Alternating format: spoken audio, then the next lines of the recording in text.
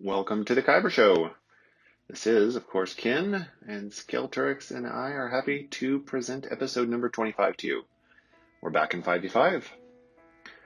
Do enjoy it while we have it, though, because for next season, we already have confirmation that we're back to 3v3 with ships again. So it seems, I think it's 4 months that we've gone back and forth between one and the other. Seems to be their routine for now. Anyway, we're going to start by looking at a fleet battle. We have those in both 5v5 and 3v3, obviously, and then 2 character battles, including one I've never actually seen a streamer show, which is pretty cool. Let's take a look.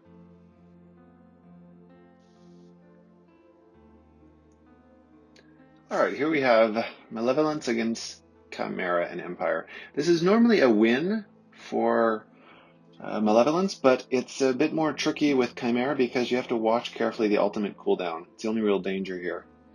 Alright, going for a stun instead of the cleanse. It's not a bad idea. You obviously can't do the AoE, just like Hyena Bomber here can't do it their AoE. You don't want to give TM to the Chimera. And in this case, I would not bring in the Spy because you might be stuck behind a forced taunt on Imperial TIE Fighter. And this is sort of the worst case scenario. You have no choice but to attack the TIE Fighter and potentially generate huge amounts of TM to Chimera. Look at that, another dodge. The issue is too that until you attack another Sith ally of the B-28 bomber, you're not actually going to get him taunting. Well, thankfully, Boba's ship comes in here and you can attack him a bit. But generally, I think it's better to use the Malevolence's cleanse and assist call. Okay, Spy is taking down Imperial TIE Fighter. Better to use the cleanse and assist call to get another Vulture droid out, because even though the Imperial TIE Bomber will most likely then get off burning, which, oh yeah, look how fast. Took out both of the tanks. This is dangerous. If the Imperial TIE Bomber gets off burning, it'll reduce your offense by 25%, but that's really it. And you'll have the, yeah, there goes the taunt from B-28 now that you damaged TIE Advanced. Anyway, you would have an additional Vulture droid on the field, which is going to give you 30% more TM and more assist attacks. So there at the beginning, really it's the first move, and some lucky dodges from the Imperial TIE Fighter, but you can count on at least half of those happening. It's just an easy cleanup now.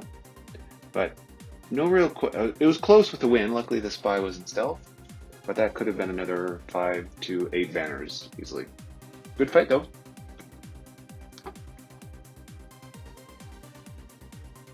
All right. This is a great match if the Bounty Hunter team goes first. Luckily with Django, you get the extra speed. Okay, it's only a G12 Sith Empire Trooper, so you're able to get the buffs from Grief's assist there. Calling assist with Boba, who has, defense penetration makes a huge deal here.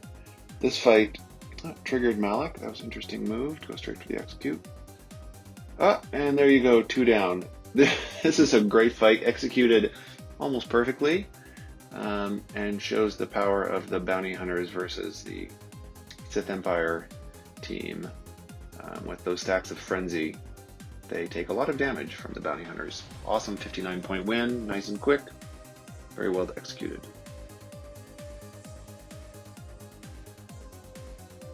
Alright, this is a fight I have not actually seen before on a stream. It's using Finn lead. Weapon tech goes to Vader, even though he can't gain TM, he needs the additional offense.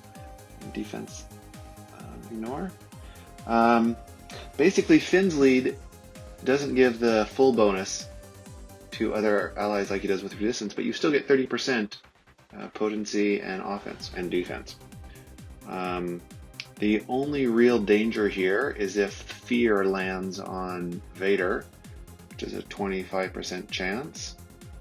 But in this case it didn't. He goes into Merciless, kills Darth Revan, and now goes around the table here.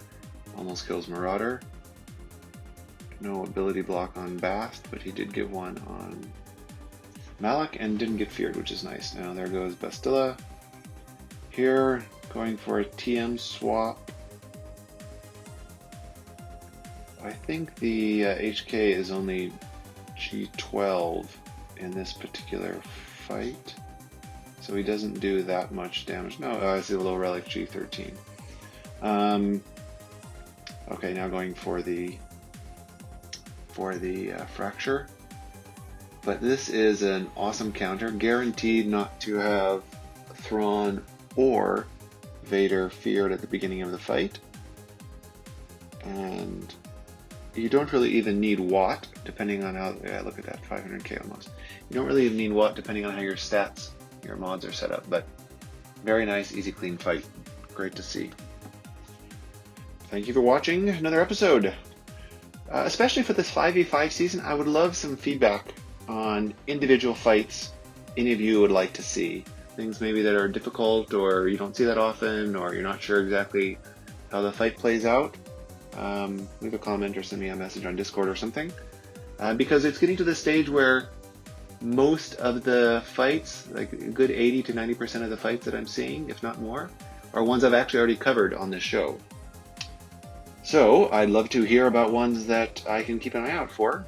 That would be appreciated. I hope everybody enjoys Conquest. Should be starting in a few days after you see this video. And I'll talk to you guys next week. Thanks. Cheers.